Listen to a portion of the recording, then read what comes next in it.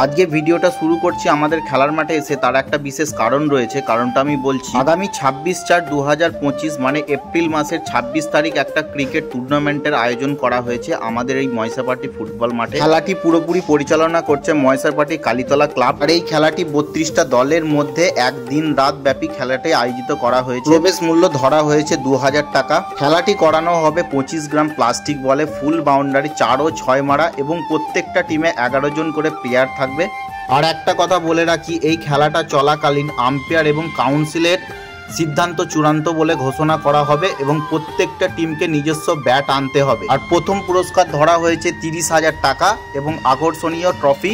দ্বিতীয় পুরস্কার ধরা রয়েছে 24,000 টাকা, বিভিন্ন আকর্ষণীয়। আর এই আমাদের ময়সাপাটি খেলার মাঠে এই খেলাটি দেখতে যারা ইচ্ছুক রয়েছে তারা অবশ্যই 26 তারিখ আমাদের মাঠে এসো খেলাটা দেখতে।